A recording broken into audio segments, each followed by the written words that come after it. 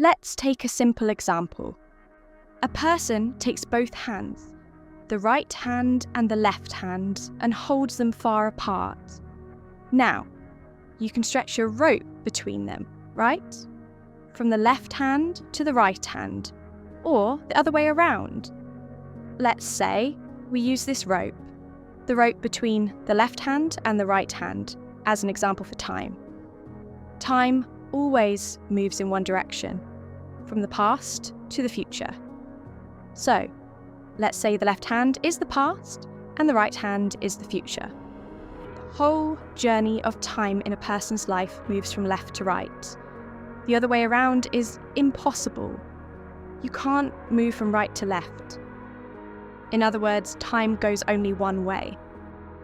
And there's no way to change that. Unless a person slowly begins to understand what zero really means, the circle, why? Because this rope between the two hands is just an example. We could also use any opposites, north and south, up and down, left and right, any opposites at all. Now, the mind sees either the right hand or the left hand, or sometimes it sees both, but not truly together. It sees them as two separate things, this or that.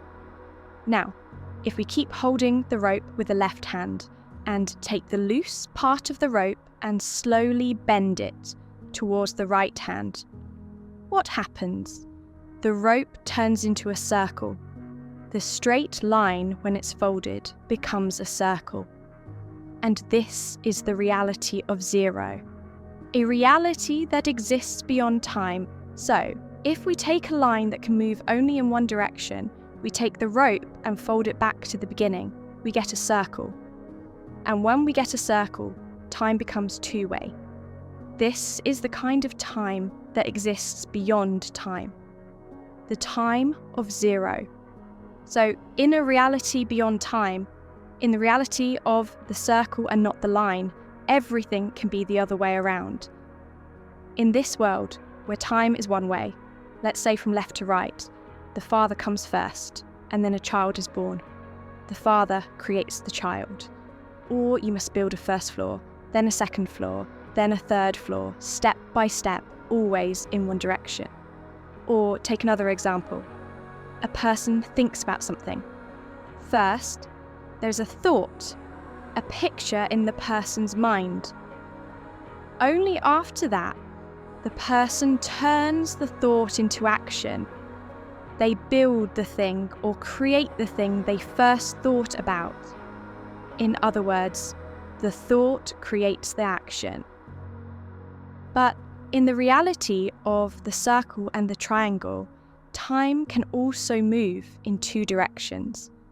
That means that when we take the past, which we said is the left hand, and fold it into a circle toward the right hand, we see that the end is connected to the beginning.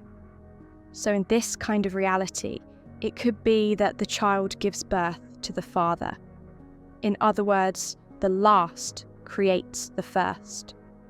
There are endless examples of this, but we'll take just one to keep it simple. So we can also see that the action, for example, the child, is the action of the father and mother who gave him life. The child is what came out of their thought. They thought about it, they did the act, they turned their thought into action, and that action is the child. This is how it works in the reality of the line. But in the reality of the circle, the child can create the parents. In other words, the action, which is the child, can create the thought that created him. So in this example, if we do an act now in a reality that exists beyond time, we can recreate the entire history. We can actually change the whole history. That means that everything that went wrong in the past, all the damage, all the chaos, even in a person's own life story, the act we do now creates a new thought. And that new thought will create a new world, one that has no connection to the history that existed until now. This is just one small example of what zero really means.